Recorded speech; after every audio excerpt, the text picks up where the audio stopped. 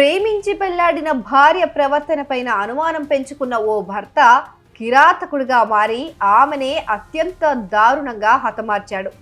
సోమశిల చూసొద్దామని చెప్పి ఆమెను నమ్మించి అడవిలోకి తీసుకెళ్లి చున్నీతో గొంతు నులిమి ఆపై కత్తితో పొడిచి హతమార్చాడు. అనంతరం మృతదేహం పైన పెట్రోల్ పోసి తగలబెట్టాడు.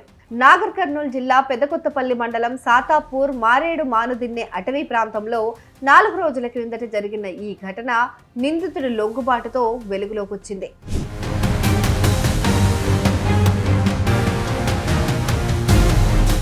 పోలీసులు తెలిపిన వివరాల ప్రకారం నాగర్ కర్నూలు జిల్లా లింగాల మండలం రాయవరం గ్రామానికి చెందిన శ్రీశైలం, మహబూబ్ నగర్ జిల్లా దేవరకద్ర మండలం గోటూరుకు చెందిన శ్రావణికి రాంగ్ నంబర్ ద్వారా ఫోన్లో పరిచయం ఏర్పడింది. అలా వీరి పరిచయం కాస్త ప్రేమగా మారింది. ఇద్దరు 2014లో పెళ్లి చేసుకున్నారు. వీరికి ఒక బాబు, పాప కూడా ఉన్నారు. అయితే తొలి నుంచి శ్రావణి ప్రవర్తనపై శ్రీశైలం అనుమానం పెంచుకున్నాడు.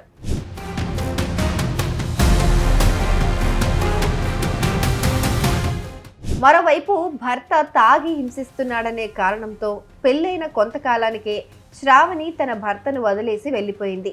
అయితే ఏడాది క్రితమే పంచాయతీ అనంతరం మళ్లీ భర్త వద్దకు రాగా మళ్లీ ఇద్దరూ కలిసి ఉందామని నిర్ణయించుకున్నారు. దీంతో శ్రావణి ఓ ప్రైవేట్ ఉద్యోగం చేస్తూ అంబేద్కర్ నగర్లో 2 పిల్లలతో నివసిస్తుంది. శ్రీశైలం హైదరాబాద్లోని యూసఫ్గూడలో హాస్టల్లో ఉంటూ దినసరి కూలీగా జీవనం కొనసాగిస్తున్నాడు.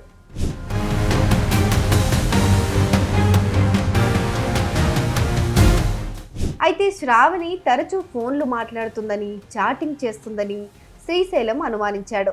పద్ధతి మార్చుకోవాలని పలుమార్లు చెప్పినా వినకపోవడంతో పథకం ప్రకారం ఆమెను హత్య చేసేందుకు కుట్ర పన్నినట్లు తెలుస్తోంది.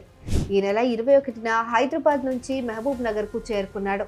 ఆమెకు ముందు రోజు రాత్రి ఫోన్ చేసి ఉదయం సోమశిలకు వెళ్దామని చెప్పాడు. ఆమె పిల్లలిద్దరినీ స్కూల్కు పంపగా స్నేహితుడి ద్విచక్ర వాహనం తీసుకొచ్చిన శ్రీశైలం తన భార్యతో కలిసి సోమశిలకు పయనమయ్యాడు.